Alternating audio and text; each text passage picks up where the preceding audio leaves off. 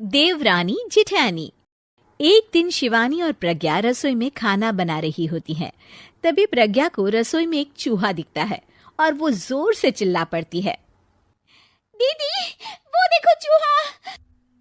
वो डर के स्लैब पर चढ़ जाती है। अरे चूहा ही तो है, तू तो ऐसे डर रही है जैसे तूने कोई भूत देख लिया हो। कितनी डरपोक है तू भी ना प्रज्ञा। आप ज्यादा हंसो मत दीदी, हर इंसान को किसी ना किसी चीज से डर लगता है। लगता होगा, पर मुझे तो किसी चीज से डर नहीं लगता। मैं तो बहुत बहादुर हूं, पर तू हद कर दी भाई, एक चूहे से डर गई है।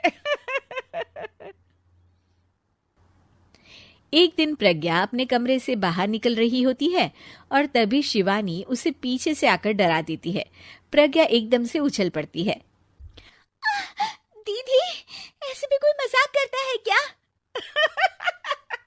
अरे जरा अपनी शक्ल तो देख, एकदम बैंगन की तरह नीली पड़ गई है। अरे मेरी देवरानी इतनी बड़ी डरपोक है, मुझे तो पता ही नहीं था। आप ऐसे चौंकाओगे तो कोई भी डरेगा ना? अरे नाना, कोई बहाना अब काम नहीं आएगा। आज से ना तुम्हारा नाम है डरपोक प्रज्ञा। शिवानी प्रज्ञा का मजाक उड़ाकर चली जाती है। प्रज्ञा शिवानी की मजाक उड़ाने की आदत से परेशान हो जाती है। जब देखो मेरा मजाक उड़ाती रहती है, इनकी शिकायत तो मम्मी जी से करनी ही पड़ेगी मुझे। प्रज्ञा अपनी सास के पास जाती है और उन्हें सारी बात बताती है कि किस तरह उसकी जिठानी उसके डर का मजाक उड़ाती है। ओहो, तो बड़ी बहू को बड़ा घमंड है अपनी बहादुरी पर। कोई नहीं, अभी उसका घमंड तोड़ देते हैं। मेरे पास एक तरकीब है छोटी बहू, एक काम कर तू। प्रज्ञा की सास उसे अपनी जिठानी को डराने का प्लान बताती है। ये तो बहुत अच्छा आइडिया है मम्मी जी, क्या बात है।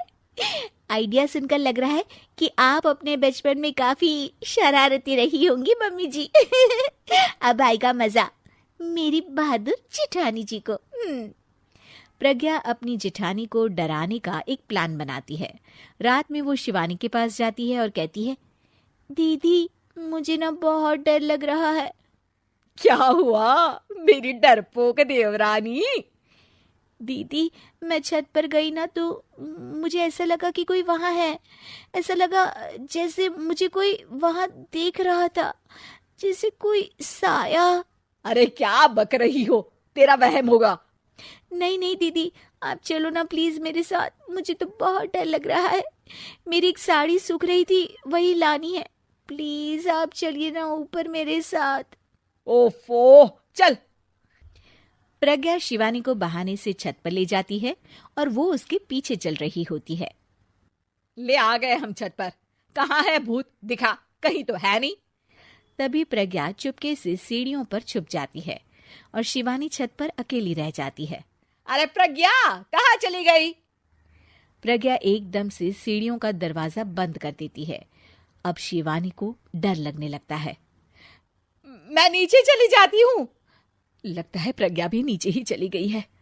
तभी उसके सामने एक खुले बाल सफेद साड़ी में औरत खड़ी होती है। शिवानी उस औरत को देखकर डर जाती है। हाल तू जलाल तू भाई भला को टाल तू, हाल तू जलाल तू भाई भला को टाल तू।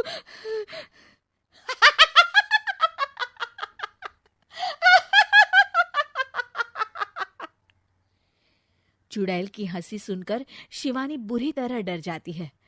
नहीं नहीं मुझे छोड़ दो, भगवान के लिए मुझे छोड़ दो। नहीं नहीं नहीं नहीं नहीं नहीं नहीं, मैं तुझे नहीं छोड़ूंगी, मैं तेरा खून पी जाऊंगी। तभी चुड़ैल की हंसी उसकी सास की हंसी में बदल जाती है।